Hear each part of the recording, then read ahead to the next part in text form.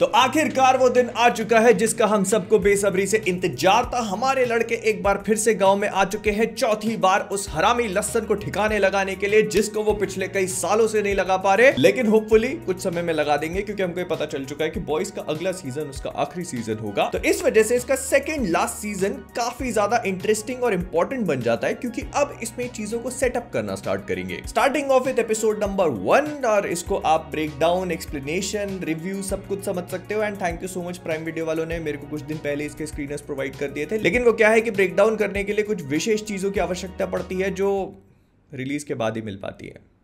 तो episode 1 start होता है विक्टोरिया न्यूमैन की सभा के साथ में, बट इसी रैली को क्रैश करने की जुगाड़ बनाई है हमारे बॉयज ने क्योंकि किमिक और उसके पंटर लोग एक केटरिंग ट्रॉली को धक्काते हुए बाहर निकल रहे हैं। और अगर आप नोटिस करोगे तो इस वैन पे लिखा हुआ है मिस्टर मैराथन। और देखो शुरुआत हुई नहीं कि कॉमिक बुक्स के ज्ञान की बात आ चुकी है। तो देखो भले ही मिस्टर मैराथन का नाम डीसी कॉमिक्स के कैरेक्टर मिस्टर मिरेकल से काफी सिमिलर लगता हो, लेकिन इन दोनों की पावर्स बिल्कुल भी सिमिलर नहीं है। द बॉयज की कॉमिक बुक्स में मिस्टर मैराथन बेसिकली एक स्पीडस्टर होता है जो ए ट्रेन से पहले द 7 का मेंबर था। और वैसे तो इस शो इसका कई बार मेंशन किया जा चुका है इंक्लूडिंग दिस केटरिंग सर्विस, लेकिन कॉमिक बुक्स में इसके साथ एक बहुत ही बेहतरीन कांड होता है। वो आपको होमलैंडर के प्लेन वाला सीन याद है? तो कॉमिक बुक्स में उस प्लेन वाले सीन में होमलैंडर के साथ मेव तो होती है, लेकिन इनके साथ एक तीसरा शख्स और भी रहता है और वो होता है मिस्टर मैराथन। एंड जब होमलैंडर को समझ में आ जाता है कि अब मैं इस प्लेन को नहीं बचा सकता, तो वो प्लेन अबैंडन करके निकल जाता है और उसके पीछे उसको पकड़ के झूल जाता है ये बंदा। लेकिन जब होमलैंडर से पीछे छुड़ाने की कोशिश करता है तो वो उससे दया की भीख मांगने लगता है कि भाई प्लीज मुझे मत छोड़। होमलैंडर कहता है चल ठीक है झूल ले, लेकिन फिर वो होमलैंडर को कन्विंस करना स्टार्ट करता है कि देखो हमको प्लेन को भी बचाना पड़ेगा। वो शो की तरह होमलैंडर को सजेशन देता है कि तुम प्लेन को लिफ्ट कर सकते हो। कहता है लिफ्ट कहां से करूंगा, ग्राउंड है ही नहीं नीचे। तो होमलैंडर अपना बिग ब्रेन टाइम का इस्तेमाल करता है और कहता है मैं काम करता हूं, फुल स्पीड से आता हूं और प्लेन को पीछे से धक्का मार देता हूं। Now you see on paper this sounds absolutely magnificent क्योंकि अगर आप एक उड़ते प्लेन को पीछे से पुश करोगे तो वो टेक्निकली ऊपर हो जाना चाहिए, लेकिन होमलैंडर क्या करते हैं उस प्लेन को पुश करने की बजाय गोली की तरह उसे बीच में से काट देते हैं। और इस चक्कर में जो लोग मरते हैं वो तो ठीक है, लेकिन जब होमलैंडर पलट के देखता है तो उसको मिस्टर मैराथन कहीं नहीं मिलता और ढूंढने पे उसकी आधी कटी हुई बॉडी हवा में नीचे गिरती हुई दिखती है। So द बॉयज की शुरुआत हो चुकी है जैसा कि आप देख सकते हैं, लेकिन आई थिंक कि बॉयज के शो में मिस्टर मैराथन प्रोबेबली अभी जिंदा होगा क्योंकि उसके नाम की केटरिंग सर्विस अभी भी चालू है। और अगर आप नोटिस करोगे तो इस वैन पे हम एक छोटा सा स्पीडस्टर लोगो भी देख सकते हैं। फिर इसके बाद हमको एक बिना दाढ़ी का मदर्स मिल्क, ह्यूई और बाकी कैरेक्टर्स भी देखने को मिल जाते हैं जो कि प्लान बना रहे हैं विक्टोरिया न्यूमैन की पार्टी को क्रैश करके उनको। बट फिर हमको रियलाइजेशन होता है कि बिली बुचर के साथ अभी भी पंगा चालू है क्योंकि वो हैलुसिनेट कर रहा है। उसके दिमाग में जो ट्यूमर है उसको डिफरेंट चीजें दिखा रहा है। और फिर एंट्री होती है हमारे हीरो की मूतते हुए। ले मूत दिया सारी की सारी सुपर हीरो एंट्रीज पे और फिर वहां पर अलग अलग तरीके के कांड होने लगते हैं, लेकिन उसमें सबसे इंटरेस्टिंग बात होती है बिली का रायन के साथ इंटरेक्शन। नाउ इसी लास्ट सीजन के एंड में हमको ये समझ में आया था कि रायन हो सकता है कि होमलैंडर की साइड जाने की वजह से इविल टर्न आउट कर जाए, मतलब वो भी सेकंड होमलैंडर बने। बट यहाँ पर हमको कंट्रास्टिंग चीजें देखने को मिल रही है, जैसे रायन एक्चुअली में होमलैंडर जैसा है नहीं, उसके पास फिजिकल एबिलिटीज भले होमलैंडर से मिलती जुलती हो, लेकिन वो साइकोलॉजिकली अपनी माँ पे गया हुआ है। तो मतलब उसके अंदर अच्छाई है और वो टेक्निकली किसी का बुरा नहीं करना चाहता। लेकिन तभी होमलैंडर जी वहां पर आते हैं, वो कहते हैं बिली बुचर के सिर में ट्यूमर है, ज्यादा समय जिंदा रहेगा नहीं, उसके पास जाने की जरूरत नहीं, अपने बाप के साथ चल। बट फिर हमको पता चलता है कि विक्टोरिया न्यूमैन ने जब अपनी बेटी को पिछले सीजन में कंपाउंड भी दिया था तो उससे वो बनी क्या, सांप पालने वाली। मुंह में सांप लेके घूम रही है ये बच्ची और उनका इस्तेमाल करके ये कितने लोगों के काम डाल देती है। फ्रेंची और किमिको जैसे तैसे बच के निकलते हैं वहां से। बट इसके बाद एक और बड़ा झटका लगता है बिकॉज अभी तक हमको ये लग रहा था कि विक्टोरिया न्यूमैन के पास पावर बहुत सारी है, लेकिन मार तो उसको कोई भी सकता ही होगा। बट नाउ वी रियलाइज कि वो इनवल्नरेबल भी है, मतलब bullet proof, acid proof. Huey उसके ऊपर एसिड फेंक के देख लेता है तो भी उसको कुछ नहीं होता, कपड़े जल रहे हैं, शरीर को कुछ हो नहीं रहा, साइड से आके पॉइंट ब्लैंक शूट करने पे भी गोली रिकोशे कर जा रही है। इसका मतलब ये कि उसको मारना तो बिल्कुल भी आसान नहीं है unless and until you are shooting her from the inside। गलत हो गया। बट देन हमको ये समझ में आता है कि जो सिंगर बंदा है वो एक्चुअली में सीआईए के साथ मिलकर काम कर रहा है क्योंकि उसको पता है कि विक्टोरिया न्यूमैन एक सूप है और उसको भी ठिकाने लगाने का काम करना है और उन्होंने ये काम एमएम को दिया हुआ है जो कि फिलहाल द बॉयज का बॉस बना है। लेकिन फिर हमको देखने को मिलता है एक और नया कैरेक्टर जिसका रोल प्ले कर रहे हैं जेफरी डीन मॉर्गन और इसको हमारे बुचर भैया जो केस्लर कह के बुलाते हैं। कॉमिक बुक्स में हैरानी की बात होगी नहीं आपको कि ये कैरेक्टर भी एग्जिस्ट करता है और बहुत ही इंटरेस्टिंग वे में। तो जो केस्लर उर्फ कॉमिक बुक्स का नाम है मंकी, ये बेसिकली सीआईए सीआईए में बिली बुचर का इन्फॉर्मेंट होता है, मतलब सीआईए की जो भी खुफिया इंफॉर्मेशन होती है वो ला करके बिली को देता है। लेकिन यहीं पर कहानी खत्म नहीं हो जाती, क्योंकि सबसे पहले इसको मंकी इसीलिए कहा जाता है क्योंकि एक बार ये ऐसी सिचुएशन में फंस जाता है जहां पर कुछ मंकी इसके कानों में कुछ डाल के इसके साथ गलत कांड कर देते हैं। वो क्या, आप यहीं पे देख लो। बट वो सब तो ठीक है। इसको एक फेटिश भी होता है पैराप्लेजिक्स को लेकर, बिकॉज ये अंदर से इतना ज्यादा परवर्टेड है कि कुछ क्या कहूंगा तो बहुत गलत हो जाएगा ना। ऑफ कोर्स इस शो के लिए जो केसलर के एक नए वर्जन को क्रिएट करेंगे, ऑफ कोर्स उतना ज्यादा बेइज्जती वाला तो बिल्कुल भी नहीं होना चाहिए ना। इसके बाद ये न्यूज बुलेटिन में बाकी सब चीजें तो ठीक है, लेकिन यहाँ पर एक छोटा सा ईस्टर एग छुपा हुआ है और वो है वेब वीवर का। तो web weaver basically the Boys की कॉमिक बुक्स में एग्जिस्ट करने वाले स्पाइडरमैन की पैरोडी है। मतलब ये दिखता थोड़ा बहुत वैसे ही है, 19-20 मान लो, और ऑर्गेनिक वेब्स को पोजेस करता है हमारे टोबी मैगवायर जैसे। लेकिन सबसे इंटरेस्टिंग बात यह है कि जब बॉयज का इशू 1 दिखाया जाता है तो उसमें ये लोग ऑलरेडी वेब वीवर को मार चुके होते हैं, लेकिन शो में अभी तक जिंदा है। तो इसका मतलब ये है कि प्रोबेबली हमें आगे देखने को मिल सकता है, क्योंकि ये वेलनेस सेंटर जो था उससे भी डिस्चार्ज हो गया है। अब वेलनेस सेंटर के बारे में अगर आप एक्सप्लोर करने जाओगे तो आपको ये समझ में आएगा कि प्रोबेबली ये बंदा हो सकता है मेंटली इल हो या फिर इसको कोई डिप्रेशन वाली प्रॉब्लम्स हो, लेकिन ऐसा बोला जा रहा है कि now he is absolutely fine और अब पिछली बार जैसा कुछ भी नहीं होगा। सवाल ये है कि पिछली बार हुआ क्या था। फिर इसके बाद यहीं पर ऑडियंस के सामने डीप से पूछा जाता है कि ऑक्टोपस की क्या कहानी हो। कहता ऑक्टोपस की कोई कहानी नहीं है, जो भी अफवाह फैला रही है उस लड़की ने मेरे बिस्तर पर टट्टी करी थी। I've heard this one before। लेकिन यार 7 के कॉन्फ्रेंस रूम में एशली सजेस्ट करती है 25 कैंडिडेट जो ये लोग 7 में इंक्लूड कर सकते हैं अपने मेंबर्स को इंक्रीज करने के लिए। और आप लोग को तो देख के अच्छा लग रहा होगा, लेकिन ये पूरा डिसाइफर करने में मुझे 1 घंटा लग गया। तो अच्छे से बैठो और सुनो। सबसे पहला नाम दिखाया जाता है टैलन का, जो कि पैरोडी है डीसी कॉमिक्स की कैटवुमन की। ना सारी की सारी चीजें बढ़िया हैं, लेकिन कहानी वहां पर इंटरेस्टिंग हो जाती है जहां पर हमें यह पता चलता है कि इस कैटवुमन मतलब टैलन का टेक नाइट और स्विंग विंग के साथ एक थ्रीसम हुआ था। टेक नाइट को हम सब लोग पिछले सीजन में देख ही चुके हैं। कॉमिक बुक्स में सॉर्ट ऑफ बैटमैन की पैरोडी मान सकते हो, लेकिन वही स्विंग विंग है नाइट विंग की पैरोडी। तो मतलब बैटमैन नाइट विंग के साथ कैटवुमन।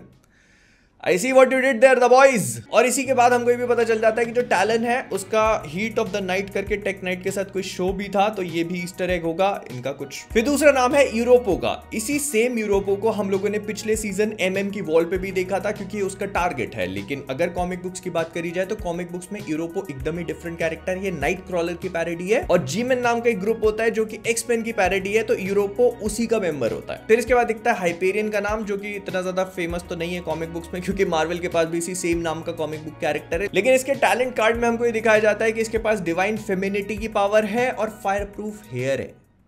इससे ज्यादा यूजलेस पावर तो। लेकिन इसके सामने लिखा हुआ है कि टीनेज किक्स की मेंबर है। तो teenage kicks basically comic books में एग्जिस्ट करने वाला एक ऐसा ग्रुप है जिसको आप टीन टाइटंस या यंग एवेंजर्स जैसा समझ सकते हो। फिर इसके बाद दिखाया जाता है द स्टैंडर्ड का नाम। तो ये एक और ग्रुप का लीडर होता है जिसका नाम होता है यंग अमेरिकन्स, और इसकी शक्ति के बारे में ज्यादा कुछ पता नहीं, बस ये लाल कपड़े पहनता है और उड़ सकता है। फिर अगली है लेडी आर्केलाइट, जो कि कॉमिक बुक्स में पैरालिटिक्स की मेंबर होती है। ये साइबरनेटिकली एनहांस सूप्स होते हैं और काफी शक्तिशाली भी, लेकिन इनको बुचर भाई खत्म कर देते हैं। फिर इसके बाद अगला नाम आता है मेल केमिकल, और ये काफी इंटरेस्टिंग कैरेक्टर है। तो बेसिकली इसको as a punishment super duper नाम की एक टीम में भेजा जाता है कैप्टन बनाकर। सुपर डुपर को आप ऐसी टीम समझ सकते हो जो कि नाइव सूप्स होते हैं, जिनके पास पावर्स तो हैं लेकिन वो अपनी शक्तियों का इस्तेमाल अच्छे कामों के लिए करते हैं, और ये उस बात को लेकर काफी खुश काफी प्राउड फील करते हैं। लेकिन जैसे ही मल केमिकल इनके बीच में आता है तो उसको रियलाइजेशन होता है कि मैं कहां पे फंस गया हूं। तो वो एक एक करके सुपर डुपर को अब्यूज करना शुरू कर देता है, फिजिकली मेंटली, और वो लोग इससे काफी परेशान हो जाते हैं। लेकिन फिर बिली बुचर और ह्यूई की एंट्री होती है, और ह्यूई तो हालांकि पिटता है, लेकिन फिर बिली बुचर भाई आकर इसका। और हाँ, ये डीसी कॉमिक्स के मेटामॉर्फो की पैरोडी है, जिसको हम लोग सुपरमैन मूवी में भी देखेंगे अभी। फिर आता है बिग गेम, जो कि टीनेज किक्स, जिसके बारे में मैंने थोड़ी पहले बात करी थी। तो ये बंदा उनका लीडर है और बहुत हरामी नंबर 1। इसने ऐसी ऐसी हरकतें करी है जिनके बारे में बात करने का भी कोई पॉइंट नहीं है। बस इतना समझ लो कि एक बार टीनेज किक्स और बॉयज आमने सामने फाइट करने आते तो बिली बुचर पकड़ के हेडबट मारता और इसकी नाक तोड़ देता है। फिर आता है द डिवाइन, जो कि पैरोडी है एंजल की एक्समैन कॉमिक बुक्स में, और एक्समैन की तरह ये भी जी-मैन का मेंबर होता है। लेकिन डॉक्टर पेक्यूलियर पे आते ही मेरा इंटरेस्ट जाग जाता है, क्योंकि ये पैरोडी है डॉक्टर स्ट्रेंज की, और जैसे आप समझ रहे हो वैसे तो बिल्कुल भी नहीं। इसको आप बॉयज यूनिवर्स का दल्ला समझ सकते हो। और किसी को अगर कोई नीच से नीच काम करने की जरूरत है तो वो डॉक्टर पेक्यूलियर के पास जाएंगे। फिर आता है शाउट आउट, जिसके पास इलेक्ट्रोकाइनेसिस की पावर है, मतलब ये बिजली को शक्तियों से कंट्रोल कर सकता है और टीनेज किक्स का मेंबर है। लकलेस, जो कि जी मैन मतलब एक्समैन की पैरोडी का मेंबर है और इसके पास डेडपूल में दिखने वाली डोमिनो के ऑपोजिट पावर्स है, नाम से ही समझ में आ रहा है वो लकी थी तो ये लकलेस है। फिर जेट स्ट्रीक भी टीनेज किक्स का मेंबर है, लेकिन इसके बारे में ज्यादा कुछ पता नहीं है। फिर लॉर्ड हॉरस भी बॉयज कॉमिक्स में एग्जिस्ट करता है, इसको द बॉयज मार चुके हैं लेकिन इसके बारे में भी ज्यादा नहीं बताया गया। फिर पिनव्हील है, अब इसका क्या काम है किसी को नहीं पता, बस पार्टी का एक शॉट दिखाया गया है कॉमिक बुक पैनल में। फिर आता है ग्राउंड हॉग, जिसको आप लोगों ने बॉयज के डायबॉलिकल एनिमेटेड सीरीज में भी देखा होगा। ये बंदा वोल्वरीन की पैरोडी है बेसिकली, लेकिन इसके पास वोल्वरीन के क्लॉस की जगह हैमर्स होते हैं और ये दिमाग से इतना ज्यादा पगला होता है कि इसके हाई आईक्यू और बिग ब्रेन का इस्तेमाल करके इसको मारा जाता है। फिर डॉग डॉल, जो कि डॉगी काइनेटिक है, मतलब ये कुत्तों से बात कर सकता है और कुत्तों से रिलेटेड जितने भी काम है वो सारे करवा लो इससे। राज कॉमिक्स में डोगा भी है ऐसा, बट फर्क ये है कि डोगा मास्क लगाता है और है इंसान, लेकिन ये ऑन दी अदर हैंड दिखता भी जानवर जैसा ही है। और बाकी sister says extremely smart, smartest person on the planet. तो उसी के पूरे इंटेलिजेंस को देखकर होमलैंडर सोचता है कि ये मेरी मदद कर सकती है और उसकी मदद मांगने के लिए वो पहुंच जाता है उसके घर पे and he realises that she is actually pretty smart. But फिर वह दूसरी तरफ हमको ये पता चलता है कि विक्टोरिया न्यूमैन उस वायरस पे काम कर रही है जो कि सूप्स की जान ले सकता है, लेकिन वो होमलैंडर को नहीं मार सकता। क्या प्लॉट आर्मर है भाई ये। फिर स्टारलाइटर्स और होमलैंडर्स एक साथ आपस में लड़ने की तैयारी कर रहे हैं। लोगों को पता चल जाता है कि होमलैंडर गिल्टी नहीं है। No surprises there because we all knew कि Homelander is not guilty for anything. Episode 2 starting में बिली बुचर बता देता है कि भाई मेरी मृत्यु नजदीक है और मेरे दिमाग में एक ट्यूमर है, मैं हॉकी का एक बहुत बड़ा खिलाड़ी हुआ करता था। But on the other hand हमको एक और चीज का आइडिया लगता है और वो ये है कि सूप्स जितने भी सेव्स करते हैं वो रियल नहीं होते, मतलब एटलीस्ट उनमें से बहुत सारे तो नहीं होते और वो उनको स्टेज किया जाता है प्रॉपर रिहर्सल के साथ में, क्योंकि वो रायन के साथ भी यही सेम चीज करने की कोशिश कर रहे हैं। And of course we know that Ryan is going to fuck that up pretty badly. लेकिन जो चीज एंटिसिपेटेड नहीं है वो है होमलैंडर की मिड लाइफ क्राइसिस वाली इनसिक्योरिटी। वो जब रायन की यंग एज और वो जज्बा देखता है तो उसको रियलाइजेशन होता है भाई मैं बूढ़ा हो रहा हूँ। एंड ये है होमलैंडर का एक्चुअल क्रिप्टोनाइट, उसकी एजिंग। आई मीन जब भी हम लोग को सुपरमैन दिखाया जाता है तो he is a person who does not age, वो काफी लंबे समय तक जिंदा रहेगा, हम सबको ये पता है। लेकिन वहीं दूसरी तरफ Homelander is not cut from the same stone, वो एज होगा और वही उसकी सबसे बड़ी इनसिक्योरिटी का कारण बनती है जो उसको वो मैडनेस, उस केओस की तरफ एक बार फिर से पुश करने लगी है। And speaking of madness and chaos, the Boys की गैंग पहुंच जाती है ट्रुथकॉन नाम की जगह पे, जहां पर रियल लाइफ की एक्चुअल कॉन्स्पिरेसी थ्योरीज बनाई जाती है कि इंसानों को स्लेव बना के रखा जाएगा, दुनिया गोल नहीं बल्कि फ्लैट है, सोल्जर बॉय को सीआईए वालों ने पकड़ के रखा। ये वाला सही है, ये वाला सही है भाई। और कॉन्स्पिरेसी थ्योरीज का तो पता नहीं, लेकिन हमको देखने को मिलता है यहाँ पे दुनिया का सबसे बड़ा हरामी लस्सनों में से एक जो अपना खुद का ही पिछवाड़ा चाटे जा रहा है। डेफिनेटली मल्टीपल मैन या जो कुछ भी ह्यूमन सेंटीपीड की पैरोडी बनाने की कोशिश करी है इसको। बट वहीं दूसरी तरफ देखते हैं हम लोग कि ए ट्रेन का कॉन्शियस जाग चुका है, क्योंकि वो मदद कर रहा है स्टारलाइट और ह्यूई की, जो थोड़े टाइम पहले कांड हुआ था जहां पर होमलैंडर और उसके साथियों ने मिल करके 3 लोगों को पीट दिया था। लेकिन वहीं दूसरी तरफ सिस्टर सेज से सारी की सारी बातें कैसे छुप सकती हैं, वो इतनी स्मार्ट जो है तो वो पकड़ लेती है और फिर शुरू होती है the boys versus multiple man की फाइट। इसी एग्जैक्ट जगह पे हमें द मार्वेलस मिसेस मेजल की पैरोडी भी देखने को मिल जाती है, लेकिन मल्टीपल मैन की मृत्यु का कारण बनता है उनके प्राइम वर्जन की डेथ हो जाना और बिली बुचर को इतने समय बाद क्रोबार का इस्तेमाल करते हुए देख जो आनंद आया बता नहीं सकता। वैसे कोई मुझे बताओ कि इस आदमी को इतनी बेइज्जती कराने के पैसे कितने मिले होंगे। नाउ एपिसोड नंबर 3 7 के नए मेंबर्स को इंट्रोड्यूस कराया जाता है। अभी हालांकि 6 ही है, लेकिन होमलैंडर कहता है कि 7वां मेंबर मेरा बेटा बनेगा। लेकिन वहीं दूसरी तरफ सिस्टर सेज को अपना सूट पसंद नहीं है एंड शी नोज कि होमलैंडर ये चीज उसके साथ जानबूझ के कर रहा है because he doesn't like her overtaking things, जो कि उसने पहले से ही एंटिसिपेट कर लिया था। वहीं दूसरी तरफ रायन और बिली बुचर के बीच में थोड़ा बहुत कनेक्शन एस्टैब्लिश होना शुरू हो जाता है, क्योंकि वो उसको एक गेम में कांटेक्ट करता है जिसमें उसका नाम होता है don't be a cunt. But अगर आप नोटिस करोगे तो इसी गेम में जो कैरेक्टर्स हैं वहां पर हमको कोने में एक इंटरेस्टिंग कैरेक्टर और भी दिखता है। मैं आपको बताना चाहूंगा कि कुछ समय पहले जो मैंने वेब वीवर की बात करी थी ये प्रोबेबली वही होगा, हमको शायद इस सीजन में वो आगे देखने को भी मिले। इधर बिली रायन के लिए कुछ स्पेशल कुकीज बनाता है क्योंकि उसने उसको इन्वाइट किया है। रायन आ भी जाता है, वो उसको ऑफर करता है, लेकिन रायन उनको लेता नहीं। वहीं दूसरी तरफ किमिको और फ्रेंची एक एक्शन सीक्वेंस के लिए तैयार हो जाते हैं। टू बी ऑनेस्ट मुझे फ्रेंची वाली स्टोरी लाइन सबसे ज्यादा अनइंटरेस्टिंग लग रही है एट दिस पॉइंट, बिकॉज वो फ्रेंची को एक ऐसे रास्ते पे लेके जा रही है जिसके लिए आई गिव जीरो फक्स। लेकिन इस फाइट पे अगर आप नोटिस करते हो तो यहाँ पर आपको जिटर बीन कॉफी कंपनी का लोगो देखने को मिलता है, और ये एक्चुअली रियल लाइफ में भी एग्जिस्ट करता है इस तरह का लोगो भी, और यही सेम नाम भी। लोगो को थोड़ा सा मॉडिफाई कर दिया गया है कॉपीराइट्स को अवॉइड करने के लिए, बट हाँ रियल लाइफ में है। फिर फ्रेंची को जो हेलुसिनेशन होता है तो उसमें दरवाजा खोल के जाता है, वहां पर हम ग्रेवॉल नाम देख सकते हैं। तो बेसिकली ग्रेवॉल एक ईस्टर एग है अरविंद ग्रेवाल को, जो कि बॉयज के प्रोडक्शन डिजाइनर थे, बट सैडली 2020 में ही passed away. But later on we realise कि स्टारलाइट और फायर क्रैकर की भी कोई ना कोई हिस्ट्री है, क्योंकि स्टारलाइट ने फायर क्रैकर को जब वो ब्यूटी पेजेंट के लिए कंपीट करते थे तो काफी बुरी तरह से इंसल्ट कर दिया था और पूरी दुनिया जमाने में उसकी अफवाहें उड़ा दी थी, and apparently she was a huge bitch. लेकिन मजा शुरू होता है वॉट ऑन आइस के रिहर्सल के सीन के टाइम पे, क्योंकि वहां पहुंच जाते हैं ह्यूई और एमएम, क्योंकि इनको स्पाई करना है होमलैंडर पे स्पाई करने आए हैं। चल नहीं पा रहे ढंग से, उड़ने के सपने देखने शुरू। जो सोचा था वही होता है। यहां पर ये मिशन इम्पॉसिबल की एक सस्ती पैरोडी बनाने की कोशिश करी गई है। ह्यूई डक्ट में खड़ा हुआ है, बातें सुनता है, बातें काफी इंटरेस्टिंग है, बिकॉज वी रियलाइज कि Homelander sister sage Victoria Neuman को सॉर्ट ऑफ ब्लैकमेल सा कर रहे हैं कि जैसे ही वो प्रेसिडेंशियल पोजीशन पे पहुंचेगी उसको सूप्स जितने भी हैं उनको एक स्पेशल पावर प्रोवाइड करनी होगी कि वो पुलिस वालों से भी ऊपर निकल जाए, और हर छोटे छोटे टाउन में एक सूप जरूरी है। अभी कम से कम ये है कि वो लॉ के ऊपर जाकर कुछ नहीं कर सकते, but once they get the authority तो फिर वो पुलिस को ऑर्डर देंगे कि इस आदमी को जान से मार दो, अगर तुम नहीं मारोगे तो मैं तो मार ही रहा हूं। लेकिन ह्यूई की नाक से टपका हुआ पसीना उसके पिछवाड़े से पसीने छुड़वा देता है, क्योंकि मिशन इम्पॉसिबल में हम लोग देखते हैं जैसे ही पसीने की बूंद या कुछ भी ऐसा क्रिटिकल होने लगता है तो उस आखिरी मोमेंट पे उस चीज को रोक देते। टॉम क्रूज भाई बचा लेते, but Hughie is no Tom cruise.